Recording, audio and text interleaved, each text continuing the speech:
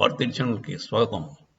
జగన్మోహన్ రెడ్డి మొదటి నుంచి స్ట్రాటజిక్గా బాబు గారితో ఆడేసుకుంటాడండి. లాస్ట్ టైము అదే ప్రత్యేక హోదా మీద బాబు గారిని పూరెక్కించి అనవసరంగా సెంటర్తో యుద్ధం తెచ్చుకునేలా చేసి బీజేపీతో వైరం పెంచుకొని ఆయన దానివల్ల పాడాడు బాబు గారు.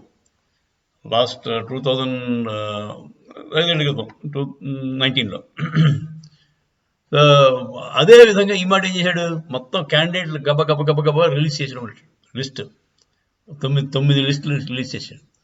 దాంతో ఏమైపోయింది, బాబు గారికి వేడెక్కిపోయింది. ఇక్కడ ఏం చేయాలి, ఇప్పుడు అతను వెయిట్ చేస్తే లిస్ట్ రిలీజ్ చేయకుండా వెయిట్ చేస్తే ఏమవుతుందంటే వీళ్ళ క్యాడర్ అంతా కూడా ఏమిటవుతుంది వాడు ఇచ్చేస్తాడు, మనం ఏం చేయట్లేదు అనుకుంటారు.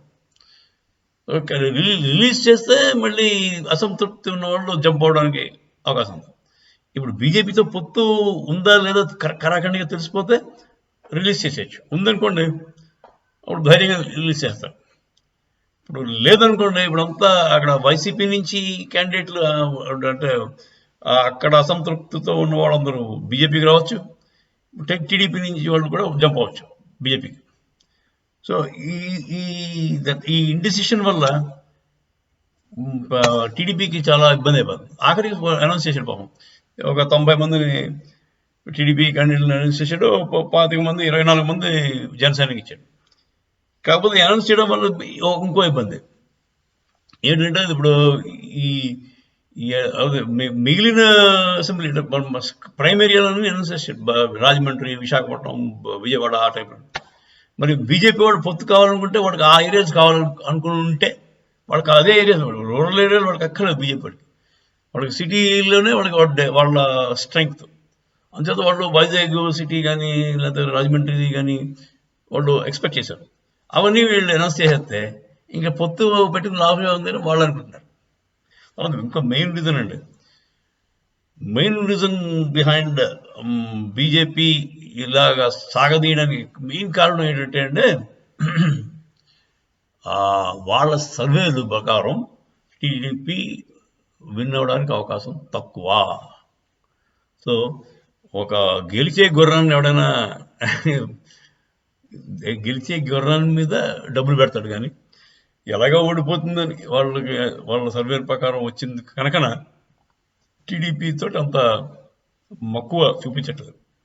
తర్వాత వాళ్ళు టీడీపీతో వెళ్ళడం వల్ల వచ్చే లాభం కంటే నష్టం ఎక్కువ పడుతుంది. ఎందుకంటే ఇతను అలాగే గెలవకపోతే